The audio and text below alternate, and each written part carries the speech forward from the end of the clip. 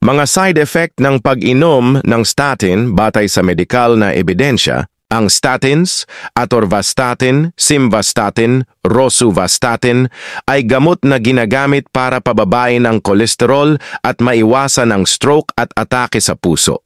Bagamat epektibo, may ilang side effects na dapat bantayan.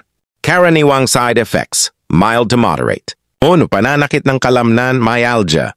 Bakit nangyayari? Ang statins ay nakakaapekto sa produksyon ng coenzyme Q10 na mahalaga sa muscle function. Mga sintomas, pananakit ng likod, balikat o hita. Pakiramdam na mahina ang mga kalamnan. 2. Digestive problems. Mga posibleng epekto. Pagtatay o constipation, pananakit ng tiyan, pagduduwal. 3. Sakit ng ulo at pagkahilo. Karaniwan sa unang linggo ng pag-inom, ngunit kadalasang nawawala pagkatagal. 4. Pagtaas ng blood sugar, risk ng type 2 diabetes. Bakit nangyayari? Ang statins ay maaaring magdulot ng mild insulin resistance, lalo na sa mga high-dose users. Malalang side effects, bihira pero delikado. 1. Rhabdomyolysis, extreme muscle breakdown.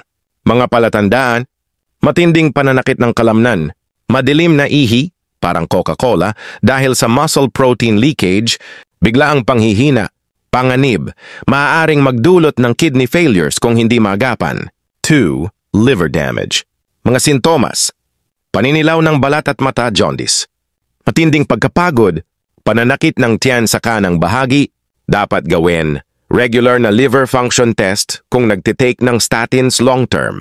3. Memory problems o brain fog. Inyulat ng ilang pasyente na nakakaranas ng pagkalimutin, hirap mag-concentrate.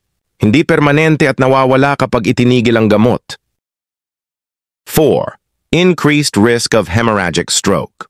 Mas mataas ang posibilidad sa mga taong may history ng bleeding disorders o high blood pressure, mga taong mas delikado sa statin side effects. Mga matatanda, lalo na 75 taong gulang. Mga babaeng mas maliit ang katawan. Mga taong may liver o kidney disease. Mga umiinom ng maraming gamot, lalo na fibrates, antifungal o antibiotics, mga paraan para maiwasan ang side effects. Uminom ng coenzyme Q10, CoQ10, nakakatulong sa muscle pain. Iwasan ng grapefruit juice, pwede magdulot ng overdose effect.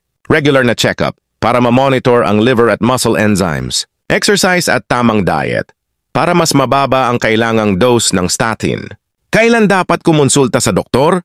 Kapag nakaranas ng matinding pananakit ng kalamnan, madilim na ihi, biglaang panghihina o pagkahilo, paninilaw ng balat, ang statins ay life-saving para sa maraming pasyente, ngunit kailangang bantayan ang side effects.